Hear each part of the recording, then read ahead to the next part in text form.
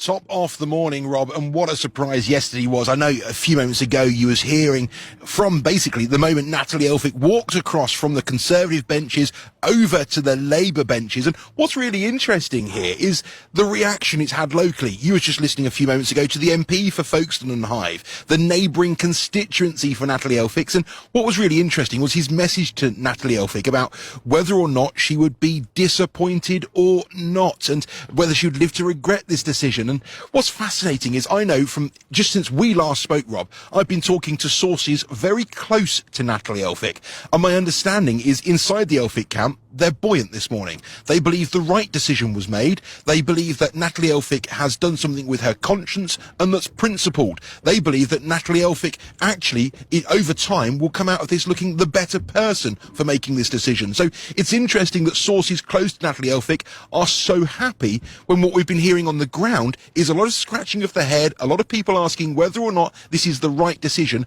and whether her policies and principles align to that of the Labour Party. We were hearing from the Labour Party chair down here over at the leader down at Dover and District Council, where he said the only thing he shares in common with her is having 4 limbs, and questioned whether or not she was the right person for the party.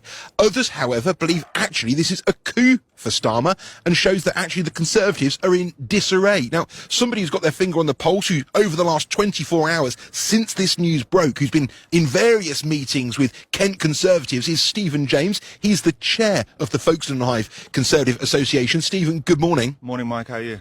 So we're looking through the lens here of politics and Natalie Elphicke. Your views first. I mean, first and foremost, as a chairman, I feel so sorry for the volunteers and the activists down in Dover and Deal. And I know they've been grafting the last, kind of few months and over the last years, building up towards a general election with Natalie as their candidate. And, to see her kind of turn her back on them and, give them almost seconds warning that she was crossing the floor is despicable, I think. I think really despicable. She says that the Conservative Party are in chaos and disarray. Is that a party you recognise? I mean, there's certainly been challenges recently within the party, and we are pulling together as a team, and that's important. But what you're going to get is people unhappy on the fringes, and it seems that Natalie is one of those. You're a chair of a local Conservative association. When an MP leaves like this, how difficult does it make your life going into a future election?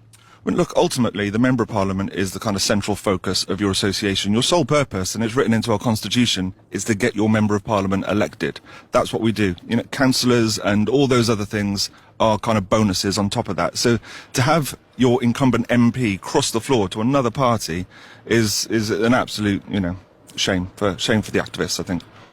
In terms of the local Conservative Association, where did they go from here? How difficult will it be to find a replacement? The name Elphicke has been synonymous with Dover members of Parliament for many years. Will it be difficult to replace Natalie Elphicke? Yeah, certainly the surname Elphicke has been infamous over the recent years, and I think what Dover would do would be well to look at someone with a fresh view or fresh eyes on the situation, come in and be able to give clear leadership within that kind of constituency. And I think they're hard-working people, hard-working activists. I know the chair there, and he's a good guy.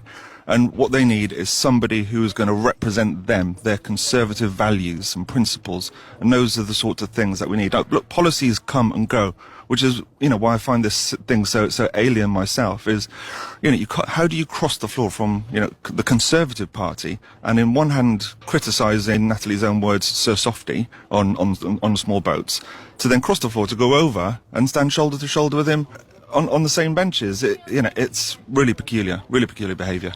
We're stood with the channel just over our shoulders here, looking out on a gloriously calm and sunny day down here at Folkestone and Hythe, and Natalie Elphicke says it's this channel here which is part of the reason why she's left. Do the Conservatives really understand what it means when it comes to stopping the boats? Look, I think there's certainly a plan in place, and Rishi is we're starting to see that at the moment, and he's pushing forward these policies to enact that. But let's be clear. There have been disagreements. I'm very vocal in how we should be reducing the amount of illegal immigration coming into this country. But at the same time, when you've got somebody like Natalie who's been ramping up the rhetoric constantly over the last couple of years with the small boats, then crossing the floor to a Labour Party who, from the press today, seem quite bewildered why she's done it, and have maybe a softer approach on those boats coming across and how to deal with it.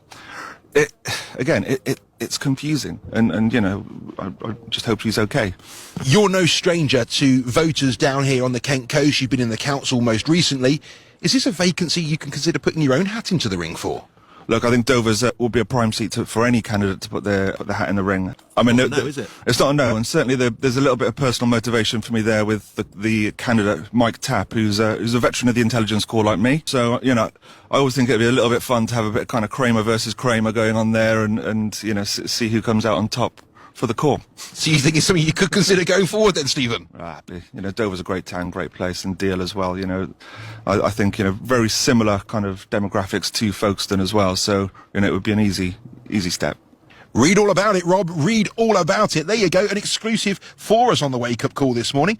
I think we've got the first person to put their hat in the ring to replace Natalie Elphicke as the Conservative candidate over at Dover and Deal. So keep your eyes peeled. Stephen James, outside odds there. We'll wait for Ladbrokes to publish those. But there you go. We're hearing it first here this morning. Brilliant Stephen stuff. James putting his hat into the ring. The first candidate to replace Natalie Elphicke. There you go. Great stuff. Michael, thank you very much. Michael Keohan, our political correspondent, enjoying himself down there in Deal. He loves a bit of politics.